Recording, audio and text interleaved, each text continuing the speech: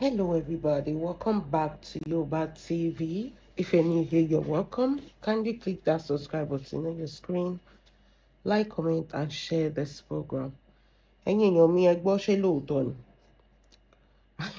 Ọlọ́run, èmi má ṣe ń jí ni. Ẹ gbọ́ ṣé lóòótọ́ ni? Kò jẹ́ bẹ́ẹ̀. Wọ́n lẹ ti ń drag Queen Mother lórí social media. Kò tiẹ̀ tó ti Ṣọlá pé yẹn bó ṣe ń rí gbogbo àwọn fídíò yẹn sìn. Cherry, hey, okay. Is surely to whitewash is okay. Ṣọlá pé to whitewash is okay. Kò sí problem pẹ̀lú pé o fẹ́ whitewash Ijesha. I mean, that is what all of you are trying to do. To whitewash. But kí ló dé tó ní ìdá ti parọ́? Àní níbi tó dé yìí, kí lẹ fẹ́ ṣe nǹkan méjì lẹ máa ṣe now, which is whitewash the man and donation. But do you have to lie? Àti wo àti Yomi Fábíyì ó dàbẹ̀ ní pé ti forí gbálẹ̀. They found in Ijesha not guilty at all at all. Kí ló wá serve time fún? Kí ló serve time? He was with the evidence tó ṣojú wa méjì kòrò báyìí. Ó wá sọ pé Iyabo ló búlé àwọn George London gist lover. Ẹni sùúrù ṣé Ṣọlá pé forí gbálẹ̀ ni àbí ṣé Ṣọlá pé ò lọ school ni? Mo rò pé ó sọ pé òun lọ sóṣù àbí nǹkan kan. Èèyàn gan tí ò bá wájú school kọjá gan, ó mọ gbogbo nǹkan tó ń ṣẹlẹ̀ yìí. Ó lè interpret ẹ̀ dáadáa. Kí ló dé tó jẹ́ pé ìwọ nìkan lọ̀rọ̀ ò kì í yé lórí social media ẹ̀? Kí ló dé tó jẹ́ pé ìwọ nìkan ní nǹkan ò kì í yé tààrà lórí social media? Wọ́n gbọ́dọ̀ máa spoon feed ẹ bíi baby ni. How dare you, all of you, come out and tell us that Ijesha ò ṣe nǹkan kan? Ṣé ya wèrè ni? Kò ṣe nǹkan kan. Ó dẹ̀ wà ńbẹ̀ yẹn láti ọdún.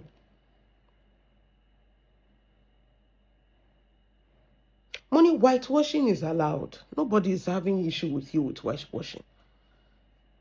Whitewashing is allowed. Ẹ whitewash ẹ bó bá ṣe wù yín. But ìwọ ni kẹ́ tó wá máa parọ́ torí pé ẹ ṣàfẹ́ make sure pé Iyabo yẹn ò lè fẹ́ mú wálẹ̀. Ẹ wá ń sanwó fún different blogs up and down. Kọ́ wá máa parọ́ on your behalf. Pé Iyabo ó hold àwọn George at ransom. Kan lè sentence Ijesha. Ẹ jọ irú personal vendetta wo nìyẹn tó jẹ́ pé Iyabo will go that length to. Ṣé yàn lè hold the George justice system? Àbí Iyabo Ojo ni president America nítorí kò tiẹ̀ yé mi. Àbí Iyabo Ojo ló jẹ́ kí ọmọ Auto Bola sá kúrò nílé ni torí kò yé mi. Torí everything now na Iyabo Ojo dey cause am. She hold them hostage under gist lover. All the judges, she be different courts in all of different courts, different arrest Ijesha. But there was different courts, appeal courts, not the overrule now.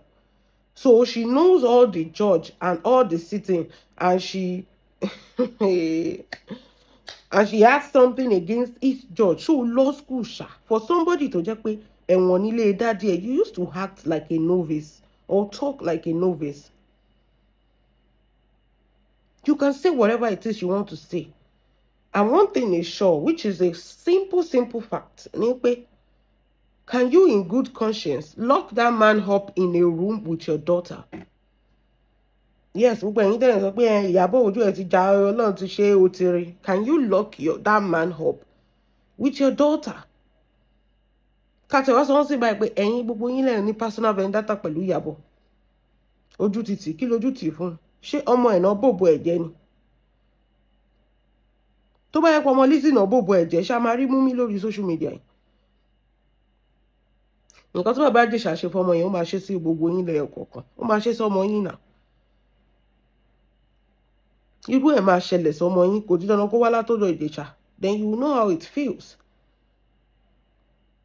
Somebody defiled a little girl. We saw the video and footage. Àbí AI là ń wò ni. We saw the footage now. He molested that girl. And gbogbo yín dẹ̀ kẹ̀yìn síta, kí ló ń pa yín lẹ́kún? Kí ló ń pa yín lẹ́kún? Kí ló ń dùn mọ́ yín nínú? Bóyá bọ́kọ Lizzy gan ṣe ń fò bóyá nìyẹn tó ń bòbò jẹ́ nìyẹn. Ta ló mọ̀? Because how can you in good conscience and you have a little girl like that and support something bad like that just because you want to fight Iyabo? You can fight Iyabo on your own terms. Ṣebí nǹkan tó pa ìwọ àti Iyabo papọ̀ ọ̀rọ̀ Ọfọlá ni. Báwo ló ṣe dọ́rọ̀ Ijesha? When you clearly know that what Ijesha did was wrong, but because you want to fight Iyabo, so you have to pretend that what Ijesha did was right. Ẹjọ́ ta ló ti màránù gbogbo yín sìn báyìí? You have to pretend in your conscience that Ijesha is innocent just because you want to fight Iyabo. That you go, lọ́pọlọ nìyẹn now. Lọ́pọlọ nìyẹn. And this is one thing I used to say. Emma Magbeja Nigerians, aláìmoore ni most of them. I can see the way they were all celebrating under the comment section. Ojú ti Iyabo, you know. Mo ní kí ló ń pa yín lẹ́kún. This is Nigerians. I used to say it so many times that they love, you know, suffering and smiling. Káyé wọn máa bàjẹ́ kó máa sọ pé Ọlọ́run ti jẹ́ ẹ ṣàánú wa. Wọ́n like kó máa ra wẹ́ẹ̀bẹ̀ ṣàánú wa kò nǹkan ò work. They love to cry. They don't like help. Èèyàn tó bá ti ń help wọn ni enemy wọn. I can even see people tagging Very Dark Ma. Ẹjọ́ kí ni Very Dark Ma fẹ́ ṣe ń bí báyìí? How does this have anything to do with Very Dark Man? If Very Dark Man supports Ijesha, that means they pedophile himself. That is it. For somebody to molest something that even the video castigates, anybody that molests a little girl is wrong. To bá bímọ obìnrin, you will understand. And as abiyamọ ló ta, torí àwọn sọ pé wo Iyabo. Mo mọ̀ pé sórí àwọn people tó ń jà fún, look at them, useless, senseless. Let them suffer. This is.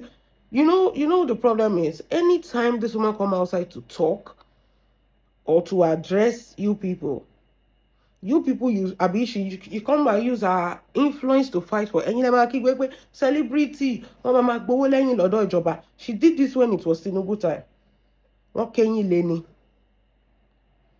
She's trying to help the masses. She did this when Ijesha for Fadiya.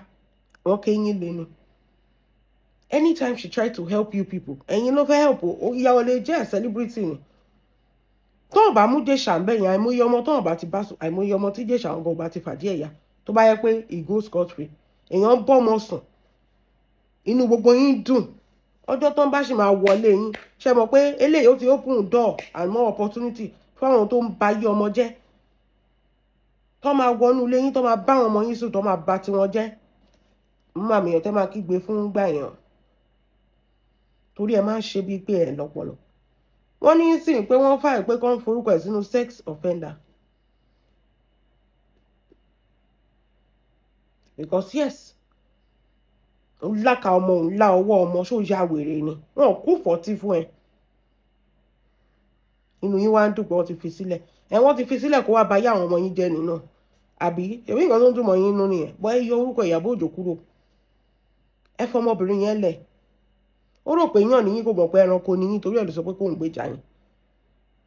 Ó rò pé yàn níyín pé àwọn èèyàn mi kò sẹ́nibọ̀dì tó máa jà fún wọn, kò mọ̀ pé ẹranko in human form ni. Òun ni mo máa sọ pé Nigerian, it's easy to castigate from afar, but tí kìíní yẹn bá ṣẹlẹ̀ sí yín lẹ tó máa understand all these sacrifices. How many celebrities lẹ máa ń rí pé wọ́n máa ń jà fún Nigeria? Kébi fẹ́ pa yín kú. Celebrity will keep short pé kí ló kàn wọ́n ní bá yín dá sí. Tẹ́ bá protection jáde. In fact, àwọn gan ló máa gbowó káyé yín lè bàjẹ́ dáadáa.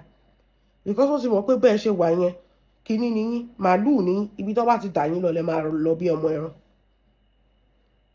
Inú yín dùn ẹ̀ kó yín síta.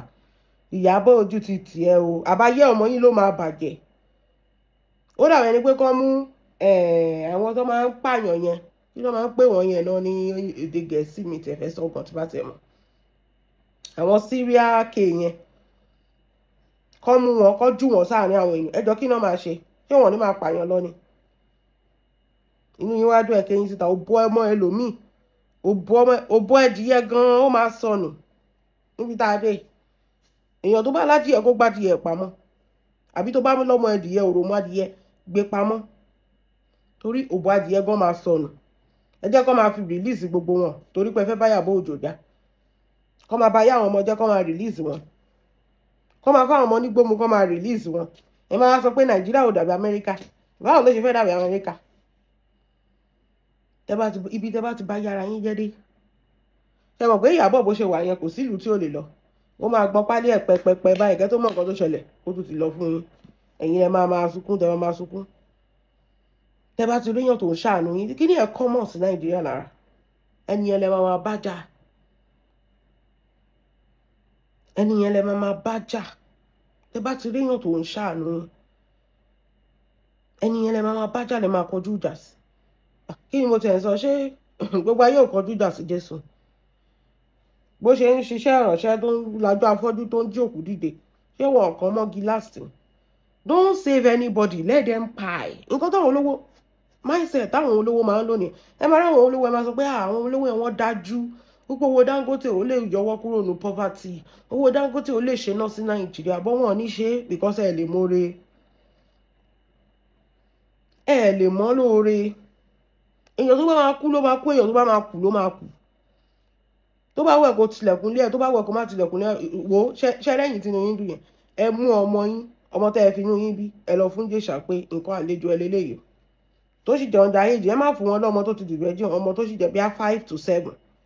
Ẹ lọ fún Ijesha pé ẹ lọ mú kí kẹ wá gbàgbé ẹ̀ síbẹ̀. Torí mi mọ̀ nǹkan tó ń dùn mọ́ yín inú. Mindset àwọn olówó nìyẹn pé these people they are just useless. Ẹ má ṣàánú wọn. Wọn ò bá máa kú, ẹ jẹ́ kán kú. Wọ́n tẹ̀ ti pọ̀ jù gan. Ọba ìfẹ́ kú, ẹ jẹ́ kán kú pa. Wọ́n ti pọ̀ jù náà. Ẹ wá kéyìn síta. Iyabo ojú ti tiẹ̀. Ọmọ ẹjọ́ mo fẹ́ bèrè question kan. Ọmọ Iyabo ìbò ló wà. Ẹ rí bó ṣe fìlù tán forin gbé. Every country tó bá lọ náà tẹ́ sí ayẹyẹ. Ayé tí ẹ̀ dá àwọn òbòbò ọmọ ẹ̀jẹ̀. Ẹ̀yin náà bòbò ọmọ yín jẹ́ tẹ́ wọ́n wá sẹ́bí ọ̀káàkiri. Ẹ máa jẹ̀yà kú ni. Ẹ jẹ́ kó máa release wọn. In fact gbogbo àwọn fídíòfáìlì tó wà ń bẹ ló yẹ kó release wọn. Ẹ máa jẹ̀yà kú ni. Ẹ tí mọ̀ nǹkan tó báyìí.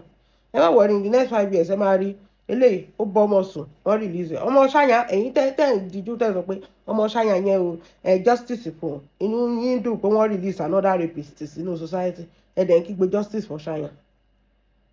Nigerians Ọlọ́run majority are very daft. Ṣé kìí ṣe the same thing? Wọ́n bọ́ ọmọ yẹn sùn wọ́n ba ìdí ẹ̀jẹ̀ ọmọ yẹn kú kò tí ọmọ tó kú 7 years ago tí ò tí rí justice gbà. Ẹ wá gbé another person tó ṣerú nǹkan bẹ́ẹ̀ yẹn sọmọ ẹ sọ pé is a free man, is a clinical man, ojú ti Iyabo ayé yín máa bàjẹ́ last ni. Ẹ jẹ́ nǹkan update fún yín jàre. Ẹ máa gbọ́ nǹkan tẹ́lẹ̀ ó ní is Iyabo Ojo a judge? Torí gbogbo ẹ̀yin wèrè tẹ́ sọ pé Iyabo ni o òun ló rán Ijesha lọ sẹ́wọ̀n òun ló rán Naira Marley lọ sẹ́wọ̀n. Torí mo tẹ̀ tún gbọ́ tí Lizzozoo tún sọ pé Iyabo rán Naira Marley lọ sẹ́wọ̀n. Naira Marley was arrested. Kí tẹ́ sọ pé investigated náà ni. Because he's a person of suspect àbí person of interest nínú kéèsì Mohbad ìgbà tó ṣẹlẹ̀ with all the videos that were coming out. Àti Sam Larry 4 months dẹ̀nà lò pẹ̀lú thorough investigation lẹ́yìn ìgbà yẹn wọ́n fi wọ́n lẹ̀. There is no case against them. How do you now say Iyabo ló rán Naira Marley lọ sẹ́wọ̀n? I don't even understand that. Ṣọlá pé wọ́n máa wí táyé wà máa wí tọ̀hún. Èèyàn máa sọ nǹkan tó ń ṣẹlẹ̀ nílé ayé ọ̀tọ̀ nìkan tí wọ́n máa ṣé o ti kú ni? You get updated now. Change the memory card orí ẹ̀ now. Update your memory now. Àti kúrò lórí gbogbo stage eléyìí náà. Investigation àwọn ọlọ́pàá ṣe Iyabo ló jẹ́ kó arrest ẹni. Àwọn ọlọ́pàá kọ́ ló lọ arrest ẹni. Àbí orí Iyabo níbi tó ti so Naira Marley mọ́lẹ̀ ni. Ṣe investigation ẹ̀ now. The resources are there. He was investigated for 4 months. But not there anything against them. What they release it? Even way before the VDM of 18. And they've released him. So why are you still wailing and, in the past and in nonsense? When is Iyabo Ojo a judge? Does she have any constitutional authority to arrest or imprison anyone? Ẹ jọ̀ọ́ bá ń béèrè lọ́wọ́ wọn. Ẹ bá ń béèrè lọ́wọ́ àwọn òpònú yìí. Torí wọ́n ponú. Nigerians wọ́n ponú kì í ṣe kékeré. This is an actress. She's not a law student. She's not a judge. She's not a SAN. She's not a police. She's not a kinikan. Ẹ̀yin ẹ tún parọ́ ẹ tún sọ pé ó lọ dó gbogbo wọn ni. Ẹni sùúrù mélòó lára Iyabo ó ń dó gbogbo ọlọ́pàá dẹ̀ ní different division àbí ó ń dó gbogbo wọn àti cyber crime o àti pàǹtí o á dó wọn pàǹtí á tún lọ sí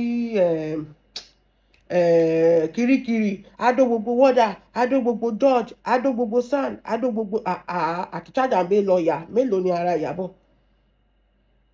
So òbò báyìí wọ́n fi ń control judiciary system Iyabo dẹ̀ ló máa dó gbogbo wọn torí àwọn òpònú kan sọ pé ó lọ dó wọn ni torí ẹ̀nà ṣe rán Ijesha lọ sẹ́wọ̀n tí yẹn bá lè jábọ́ ní 2025 lẹ́nu èèyàn kan bàbá èèyàn nìyẹn o bàbá èèyàn kan nìyẹn o tí yẹn lè jábọ́ náà ẹ ti máa mọ̀ pé púrò tó máa jáde nínú ilé yẹn kò lè lọ́pọlọ. Iyabo ló dó gbogbo wọn round tó wá mú Ijesha torí pé ó ti dó wọn round wọ́n wá mú Ijesha wọ́n wá sọ sẹ́wọ̀n torí pé Iyabo ti dó wọn.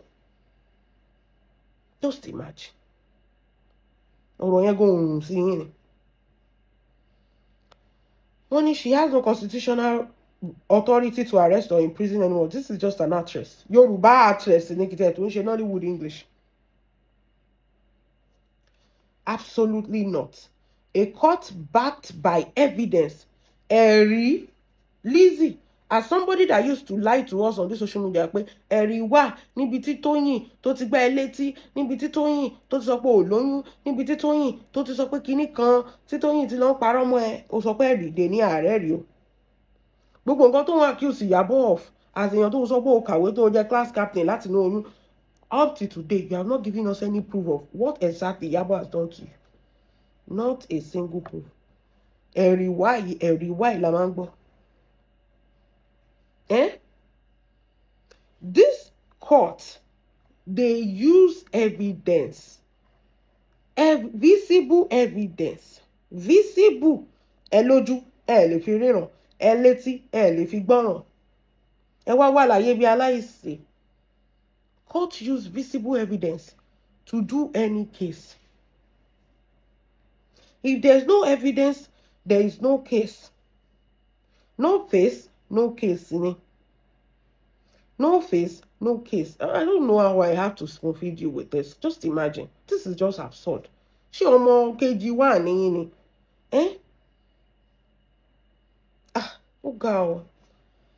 A court backed by evidence does that. Èèyàn tó bá lè arrest, tó lè rányàn lọ sẹ́wọ̀n, ilé ẹjọ́ tó bá dẹ̀ ti rí ẹ̀rí ni. Ẹ̀rí rẹ̀ wà ní ti case bàbá Ijesha. Ẹ jẹ́ máa kà lọ. The judiciary system that sees overwhelming evidence does òun nìkan ilé ẹjọ́ ilé ìgbẹ́jọ́ tó rí ẹ̀rí tó dájú tó yanrantí nìkan ló lè rányàn lọ sẹ́wọ̀n. Ẹ jẹ́ àti ẹ̀ máa tún interpret bí òyìnbó ti fẹ́ máa pọ̀ jù sí. Ẹ jẹ́ a máa fi Yorùbá díẹ̀ sáàrin. No social media noise or celebrity influence can do that. Kò sí mi ò wá mọ influence ní Yorùbá báyìí ibi tí wàhálà yẹn máa wá nìyẹn. Kò sí òṣèré orí ìtàgé tàbí ẹ wò ẹ lọ máa decode ẹ̀ fara yín mi ò lè wá para mi Yorùbá mélòó mo gbọ́. Kò sí èèyàn tó lè rányàn lọ sẹ́wọ̀n. Iyabo ò lè rán Ijesha lọ sẹ́wọ̀n. Ijesha bọ́mọ sùn ilé ẹjọ́ dẹ̀ wà wọ́n dẹ̀ rí ẹ̀rí wípé ó molest ọmọ kí o tẹ̀ nídìí kó bọ́mọ sùn. Kí ló dé tó ń kọwọ́ bọ̀ ọmọ tó ń láka ọmọ kékeré lélẹ̀ ọmọ underage kí ló dé tó ń láka ẹ̀ kí ló dé tó ń kọwọ́ bọ̀ lára kí ló dé tó ń tọyún ẹ̀ kí ló dé tó ń sọ pé kó gbórí ẹ láyà kó gbórí ẹ lẹ́sẹ̀ tọmọ dìde tó tún tẹ̀lé wọ ẹ̀rí wà tó dájú. Ẹ̀rí tí ìjọba rí náà fi rán lọ sẹ́wọ̀n kì í ṣe celebrity o. Iyabo kan ṣètara abiyamọ ni. Ẹ ní sùúrù tí ò bá sẹ́rì mo ti ṣe ṣó yẹn ń jọ yẹn mo ń sọ fún yín pé in fact ìgbà tó ọmọ yẹn sọ fún princess tó sọ fún ìyá ẹ pé nǹkan báyìí ń ṣẹlẹ̀ ìyá ẹ ò lè believe na ìyá ẹ máa sọ pé irọ́ ni tó bá yẹ pé Ijesha wọnú ilé yẹn ń jọ yẹn tí kámẹ́rà wà bẹ̀ tí ò dẹ̀ fọwọ́ kan ọmọ yẹn kí Ijesha dẹ̀ ti fọwọ́ kan ọmọ yẹn rí kò sẹ́nibọ̀dì tó máa believe ọmọ yẹn pé wọ́n fọwọ́ kan wọ́n máa rò pé parọ́ mọ́ Ijesha. Bọ̀ ẹ̀rí wà báyìí alójú àfẹ́ríran kámẹ́rà wà bẹ̀ wọ́n lè sọ pé ok nǹkan báyìí Mo ń bọ̀ o fílà tó o ti ra gabu ọmọ o tẹ yẹ kán tilẹ̀kùn o ṣẹ̀ máa ṣe o ti ra gabu ọmọ kékeré ṣé first time táwa lọ máa ń kí ọmọ ṣé èèyàn máa ń lọlé onílé kéèyàn lọ máa ra gabu ọmọ kékeré ni ẹ máa burú o that side of the world ẹ burú Ọlọ́run o ti ra gabu ọmọ kékeré ẹ̀rí wà ẹ̀rí ìjọba dẹ̀ rí lọ́nà lọ pé fẹ́lẹ̀ tó o ṣe ó yá mo dájọ́ ọkú fún ẹ ìgbà tó bá yẹ pé court of me ni o tó bá yẹ pé court of ẹlẹ́yà tẹ́mù ni o wọ́n máa fẹ̀yìn ẹ̀ tàgbà báyìí wọ́n dẹ̀ máa kó kẹ̀ù báyìí wọ́n máa yẹn ní bájúná tù ẹ̀yin ní sùúrù tó bá yẹ pé ọmọ George ni ọmọ tí Ijesha tó ra gabu yẹn ṣé ẹ sọ pé wọn ò ní dájọ́ ọkú fún àbí kí n ṣe wọn ló máa kú sí torí ẹ̀ ń kígbe Iyabo ṣé George yẹn ò ní lo iṣan lórí kéèsì yẹn wọ́n lè yọ George yẹn bọ̀ àwọn tó tún jọ̀rẹ̀ George yẹn tó máa ṣe ẹjọ́ yẹn wọ́n máa lo iṣan lórí Ijesha torí gbogbo yín kéyìn síta bá ìbí ẹran sísun ọ̀nà sí jìn o ẹja kà pápápá. Back when the case first came up, the majority of Nigerians stood firmly behind her. They supported her for amplifying the cry of a minor and helping draw attention to a serious allegation. She did what any responsible public figure with a conscience would do. She did what a mother would do. If you say conscience, the celebrity or public figure we get, they don't get conscience. Tara wọn nìkan náà mọ̀ o. The public also, she did what a mother, any mother would do. So like public, tó bá sọ pé ẹ ṣe bí celebrity yẹn kò yẹ kó dá sí. Àwọn ṣe ẹ rí pé wọ́n ń dá sí nǹkan kan. Káwọn fan àfi tó bá fẹ́ ṣe fíìmù nìkan náà máa rántí pé àwọn ní fans. Bẹ́ẹ̀ ni. Àfi tó bá fẹ́ ṣe fíìmù tara wọn kọ́ powó fúnra wọn náà máa rántí pé àwọn ní fans. Yàtọ̀ sí yẹn. Wọn mọ anything kẹ́ẹ̀kú kẹ́ẹ̀yẹ. Tán bá dẹ̀ ti ṣe fíìmù wọn tán ti premiere fíìmù wọn. Ó ti tán ó yá ẹgbàá ilé dájú yín lọ. Àwọn celebrity wa ò ní conscience. Fíù tó ní conscience délé gbogbo wa inú wa dùn náà. Àwọn wèrè kan nínú wọn ò dùn torí pé kí ni wọ́n fẹ́ kàn da ẹjọ́ rú pé ọmọ yẹn ò wọ́ ọ̀tí ẹ̀ kárí Ijesha ó ṣe kókó ju ọmọ yẹn lọ. Nǹkan tí Ijesha ṣe yẹn ọmọ mi máa ń parẹ́ ẹ̀. Ṣé ẹ mọ̀ ṣá? Tí ò bá lè live with the shame and the guilt ọmọ kékeré máa ń parẹ́ ọmọ tí ò tiẹ̀ tí ó dàbí pé kéèyàn móròmù adìyẹ kéèyàn máa tó kó bọ̀ lábẹ́ ṣé wèrè la fi ń wo wèrè lóòótọ́ ṣé wèrè kan nìyẹn kó mú òròmù adìyẹ kó wá máa kí ó kó bọ̀ lábẹ́ nínú gbogbo obìnrin tó wà ní ayé. But now, out of spite, jealousy, and personal hatred, some people have twisted the entire narrative. Yes, of course. They manipulated it. They are acting as though she single-handedly decided someone's fate. And the most disturbing part is that they are now celebrating the release of an adult whose case was serious enough for a court to take action while mocking the woman who stood for a vulnerable child. Ṣé ní nǹkan tó ń pè ní ayé nìyẹn ọlọ́mọ yẹn ká rí ìjà yìí ẹjọ́ tó bá tún bọ́ ọmọ mi ìsùn lọ́la ta ló máa bá yín sọ̀rọ̀ òkú ló sì kú tí dídẹ̀ gbé jáde yẹn tí wọ́n sì ń dẹjọ́ nu èèyàn tó pààyàn kí lẹ expect káwọn wèrè yìí ṣe. Manipulation ni when you are a person and you cannot think for yourself, anything you see on social media you believe. Báyìí yín ṣe ń rí nìyẹn. Iyabo ló rán Ijesha lọ sẹ́wọ̀n torí pé Iyabo jẹ́ lọ́ọ̀yà bò dájọ́. Tí adájọ́ ò bá rí ẹ̀rí kodoro tó fìdí múlẹ̀ ṣé wọ́n máa rán lọ ni. Kò ní lọ sẹ́wọ̀n náà. Tóun ò bá ṣe nǹkan tán ni ó ṣe yẹn tí ò dẹ̀ tá a rí fídíò ẹni sùúrù this thing will have played better. Tó wáyé pé fídíò yẹn líìkì lóòótọ́ ni tá a rí pé Ijesha jókòó ọmọ yẹn jókòó kò bá sọ̀rọ̀ kò sọ anything. Ṣèbí yẹn làwọn sọ pé kò sí nǹkan kan ó jókòó tiẹ̀ ní o. Ọmọ yẹn jókòó tiẹ̀ gbogbo nǹkan tí gbogbo wa fojú abẹ́ẹ̀ rí fídíò yẹn ni. Báwo lẹ ṣe wá ń gbàgbé nǹkan bẹ́ẹ̀ yẹn selective amnesia àtẹ́mání ló máa ń yà mí lẹ́nu. Ẹ̀ ń celebrate release of èèyàn tó fàdíyà against a woman that stood. Nigerians ọlọ́run ara nǹkan tó sọ pé Nàìjíríà ò lè dá ni níbo ẹ má worry ara yín, kò lè dá. If these are the thinking of this my people, ẹ jẹ́ kí Pharaoh kó kó wọn lẹ́rú o. Don't let my people go. If these are the thinking of my people, ẹ jẹ́ kán remain slave. Ẹ jẹ́ kán máa ṣe wọ́n báṣubàṣu. So that's the only thing they understand. Imagine that, celebrating wrongdoing and mocking the person who advocated for justice. That alone shows the moral decay we keep talking about. Kò sọ́pọlọ mọ́ lórí wọn fẹ́. And to the people who are shouting that Iyabo should speak up for Ochanya Shetirinzi, they called this woman when it was Ochanya's case. I hope you now understand why many of us disagree, because the same society that beg you to speak up will turn around and crucify you the moment the truth clashes with their bias or expose their hypocrisy. Nigeria is easy to switch side. It's way easy to switch side. Money ẹ má ṣàánú wọn. Ẹ kì í gbọ́.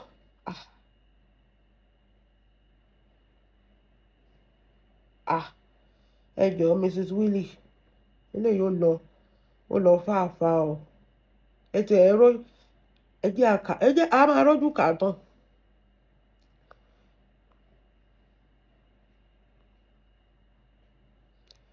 This is why some of us pray she never make the mistake of speaking up for anyone again, especially in sensitive cases involving minor. Not because the victim doesn't deserve justice. One thing I say, èèyàn tó má ti fàdí ẹ̀yà ẹ jẹ́ kí ìyá ẹ lọ jà fún. Oníkálukú wálé ayé ọ̀tọ̀ọ̀tọ̀ ni. Bẹ́ẹ̀ni, let your family come and speak up for you. If your family did not speak up for you, ẹ kó ṣì lọ. Bó ṣe rí nìyẹn. Nobody is going to carry anybody's cross. Níbi tá a dé, Iyabo kì í ṣe Jésù náà. Kò sí anybody tó máa gbé àgbélébù anybody. Tí nǹkan bá ṣe ẹ́, ìyá ẹ̀ ló máa speak pàbí àwọn family ẹ̀. Ẹ má porúkọ ẹ̀ sẹ́ni tì mọ́. Àwọn ọmọ kan wà tó ọmọbìnrin yẹn ṣe mí gan òde ṣe. Kí ló kàn mí pẹ̀lú life yín? Fight for yourself ni ẹ wáyé lọ́tọ̀ọ̀tọ̀ ni. Ṣé ó tẹ̀lé yín wáyé ni? Àbò sí ìwálé ayé. Àbò sọ fún yín pé òun lòlùgbàlà aráyé. Tí nǹkan bá ṣe ẹ́, káwọn family member ẹ lọ jà fún ẹ.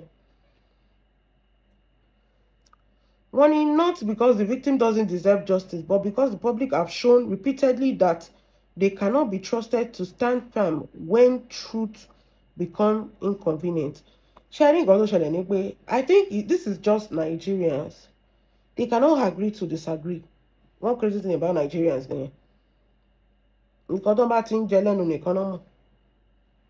If anything changed like this, they are not even ready for the change that they are screaming at the government to change, everything to change. They are not ready. They are not ready. Nigerians are not ready for anything. One thing they realize is that think about it, ni wọ́n lára díẹ̀ báyìí. Ẹsẹ̀kẹsẹ̀ wọ́n máa bẹ́ pa ni. So they are not ready. That's just it. Think about it, ṣe wọ́n báyìí. Even the change, the government will change. Things are not good. Thomas sọ pé okay o, nǹkan báyìí ló máa ṣẹlẹ̀, kí nǹkan lè change o. They don't want it. Nǹkan tó ti mọ̀ yẹn, the same routine yẹn, that is the problem they have.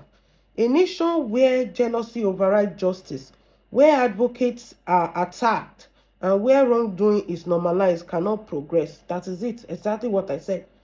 And this situation is a perfect example. And honestly, many people deserve the type of activists they now have. The type that manipulate their emotion, plays to the crowd, perform integrity instead of practicing it, bully critics, and destroy people's hard-earned business or reputation to prove fake integrity.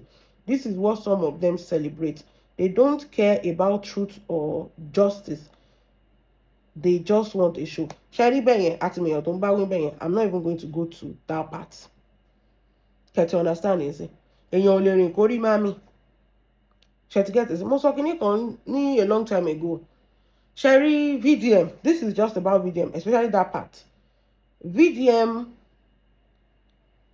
used to act, used to do some things. Sometimes you will, you got to share your that. VDM used to behave like our child. And sometimes so much got to that. This is why I used to say that time that VDM, you cannot attack Iyabo because you two are doing the same thing. Activism, speaking up for people, for the poor masses, helping them out. This is what Iyabo is doing.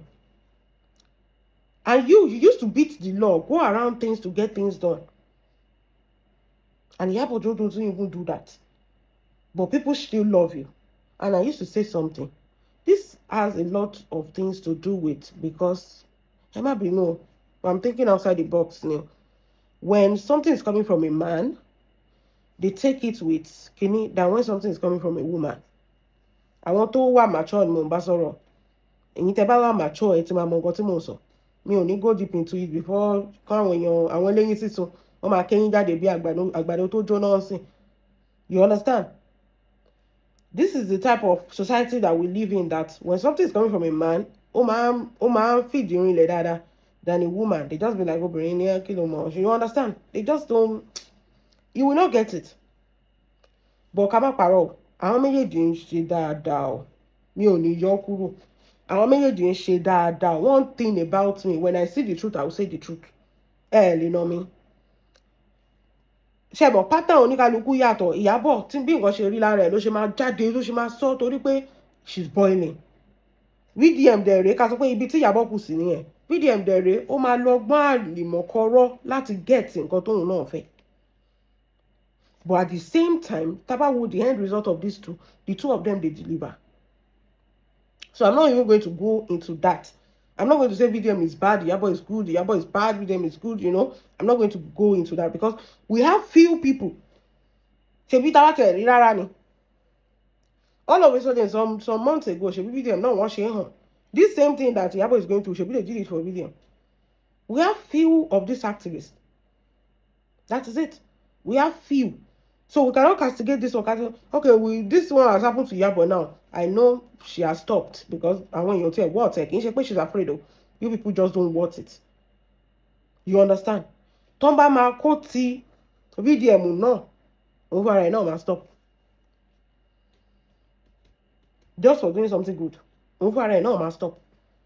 Ìgbà tí fina, rí gbogbo nǹkan tó ṣẹlẹ̀ ni. So Sherry, one person have been yale ni on belaja fún yawo. So it go reach everybody. No be this our people ni. So I cannot water down anything anybody is doing. You understand? If this one is good, it's good, it's good. Because see, in your recording, mommy, everybody money be to my pussy. That's one thing I can say about this whole case. So Sherry TV DM, that part, leave it out. I know you are talking about VTM, but leave that one out. It can be manipulative, it can be shaking it, it can be shaking it. But at the end of the day, if you look at the result of what it's doing, it's trying. It cannot be 100% perfect. We cannot do what it's doing. But at the same time, it used to deliver. You understand? But when I say banana, we're laughing go with it. That currency is on now. We're laughing go with it. Ojulaso kind of in rule Nigerians. Ojulaso kind of in shame of Nigerians. Go for help one go in Ojulaso. I never also my debut bonnie. So Nigerians love performance, not principle. They love noise, drama, and treatics. And that is exactly why the so-called activists, who only perform for the crowd, always have a grand beginning, but never a good ending. Everyone that, see, don't divert this thing. You don't have to castigate somebody because you want to. Just talk in general. This is one thing you will never see me do. Activists who only perform for the crowd and have a grand beginning but never a good ending. Everyone that has ever gone to him for help are now causing the day they fathom that idea. Let me tell you, this has nothing to do with VDM. Stay on the topic. Sharing got me okay, man, like on your phone. Do you understand? All of a sudden now, you've been doing something good, you divert into VDM. This has nothing to do with VDM. If you don't like VDM, don't compare the two. Only can work on his own pace. Ni nǹkan tó fi rọ̀yàn lọ́rùn ọ̀tọ̀ọ̀tọ̀ ni nǹkan tó bá bẹ́lẹ̀ dẹ̀ anybody mu ọ̀tọ̀ọ̀tọ̀ ni. Don't come for VDM just because you want to speak for Iyabo Ojo. This is Iyabo Ojo's thing that you are trying to do. You don't have to bring one person down because you want another person to shine. You can't. It doesn't work like that. This is not about VDM. Should VDM no castigate Iyabo Ojo lórí Ijesha's case. This is Nigerian castigating this woman. The people she's fighting for. So at the same time, not be the same people they fight. Do you think that, okay, let me tell you something. If you think that VDM is not going through worse, something like this, I just you don't know what is called social media. But the reason is that he has a bigger platform. He has the Ratel. So most of the time, he cannot even feel the impact. Because those one who comment section, right? So that's why he cannot feel it.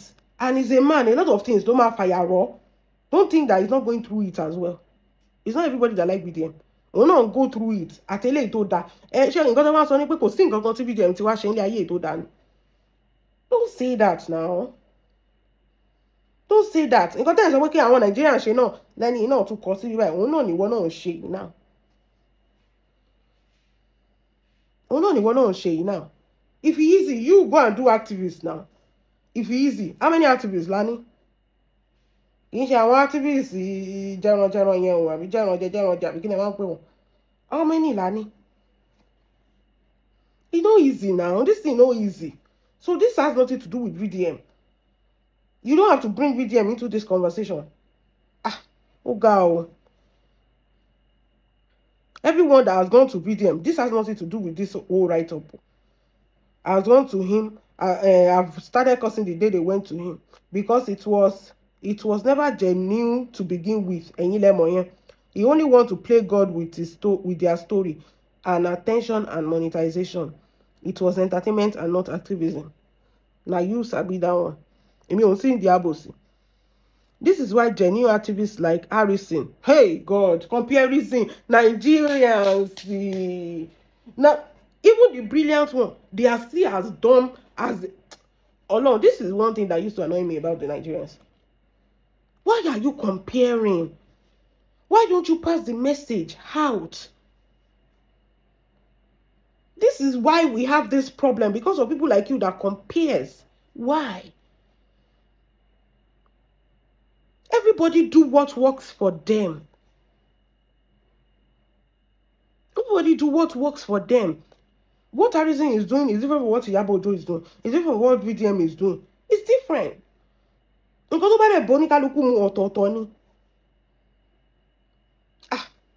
This is why genuine activists like Harrison were ignored for so long. It wasn't until the same self-styled activist tried to discredit his work that some few people finally woke up and defended him. Thankfully, the attempt backfired. We've diverted now into VDM story.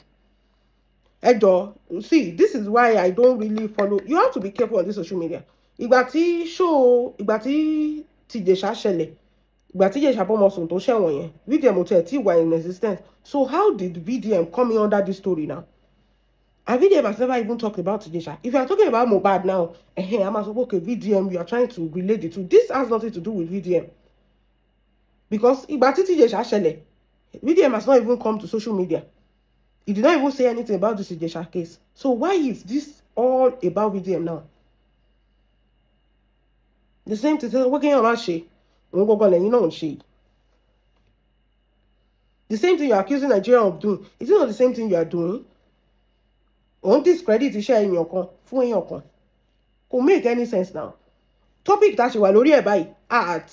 Àti kàdélẹ̀. Ẹ ti divert lọ sọ́dọ̀ VDM. Harrison, that has nothing to do with this whole Ijesha case. Oh God. Thankfully, the attempt backfired, and even more Nigerians begin to appreciate Harrison's consistency and transparency. Even now, some group of the performer activists are still looking. Maybe I should stop reading all this nonsense because it's annoying, I swear. Okay, I think we've gotten back to Iyabo. Let's go back to Iyabo. Just imagine, all that is just wasted effort. Even now, some group of the performer activists are still looking for ways to sabotage him, but God will not allow it, because most Nigerians are so gullible. It's so easy for the fake activists to present him as a suspect, just as he did with Iyabo, and we will end up losing him too, like we have lost Iyabo Ojo. This is why Iyabo hold nobody advocacy anymore. Let her rest. Let her focus on her life. Because this country has shown repeatedly that it cannot be trusted to stand by the people who fight for it. See, this is a lesson for everybody. Moments of when you don't fight for anybody, ẹ má gbé ọ̀rọ̀ ọlọ́rọ̀ sórí. They all have families. Ibi kan náà ti ṣẹ̀ wá. Let them fight for themselves. That is it. And let me tell you, either Iyabo or no Iyabo, they are still going to do the same thing because that is how Nigerians are being wired to do. Ingrate ló pọ̀ jù nínú wọn. Either Iyabo, VDM, Harrison, everybody. This food go reach everybody. This matter go reach everybody. That is it. That is how Nigerians are wired. VDM has not even come in existence since when they've been dragging Iyabo Ojo. When that Ijesha jáde máa padà sẹ́wọ̀n, máa dá padà sẹ́wọ̀n yẹn. They were dragging her. Was it VDM that was dragging her? Is it not the Nigerians? So this is why I'm telling you, pé lè máa discredit nǹkan àbí nǹkan tí ò jọ mọ́ra kẹ́ máa join méjèèjì papọ̀ torí pé, you know, just stay on the topic. This matter has been there for a long time. Látọjọ́ tí ọmọbìnrin yẹn ti try, tó ti kìíní yẹn ti bínú. Now when you're drag it up and down on social media, and VDM has not even come to social media at that time. That is it. You got to jora torí pé you want to bring somebody up and bring somebody down. No. Let everybody do anything that pleases them. Mo read the attention they will give to a man. Either you take it or you leave it. It's different from the one they will give to a woman. That is the society we live in. Yes. Sexist, the attention they give to a man is more massive, and the support a man will get, especially when doing this kind of thing. Oh, yeah, was a late opening man get. That is how it's designed. She has paid her due. I believe she's talking about Iyabo. She has done more than many of the loudest hypocrites today. And the truth is this: a society that destroys its own helper will always chase away its real heroes. This is why we are left with clowns. Then so Baba Ijesha, now that you are out, this is the time to rebuild quietly and wisely. A lot of people will try to pull you into interview drama or public conversation that won't benefit you. I mean, this whitewashing of a thing. This whitewashing to Yomi at Lizzy telling us that Koshe Nkokon, they find him disguised and acquainted, could share anything wrong, when we clearly all saw that video. That is just it. Whitewashing is allowed, but it won't come out paro. Not to release it to serve term it. Oh yeah, kò sí wàhálà lórí yẹn mọ́ náà. Èèyàn tó lọ náà ló máa padà dé now. So why are you lying? Wípé kò ṣe nǹkan kan wọn ò rí anything. Ìyẹn tún parọ́ pé Gistlover ló hold gbogbo judge at ransom. Kọ́n lè sentence Ijesha. Just imagine. We know what you did though, and we did not forget. See, we are watching you like a hawk, Ijesha. Yes, we are watching you like a hawk. So you have to be careful. Don't let anyone use your situation for their own gain, because if they use you to come for Iyabo unjustly, you can still be sued for defamation. Most of the people that would push you are not even in Nigeria. A lot of them need the drama to cure their depression. So don't be used as a tool. Can't tell you now. We'll revisit the video. Benny. Use the moment to reflect, learn, and make better decisions going forward. Please don't make better decisions. To love Adia. Surround yourself with people who genuinely want to see you rise. Don't go and meet the warriors at the worries, whatever they call them their names. Àwọn yẹn fẹ́ lò ẹ́ láti fi bá Iyabo Ojo jà. Okay. Ìyẹn dẹ̀ rèé, ṣoré wọn ọ̀tí yẹn, ó máa ju tẹ̀wọ̀n tiẹ̀ lọ. O ò ní lè help ẹ. Má tún jẹ́ kó tún dẹ́ ẹ padà lọ síbi tó o ti ń bọ̀. Stay on your lane. Surround yourself with people who genuinely want to see you rise, not people who want to use you for views, clout, and headlines. Focus on becoming a better version of yourself. I wish you the best. Yelu Queen Willie. This is the first time I disagree with some things that this woman said, and it's all about that VDM side. Because that was so unnecessary.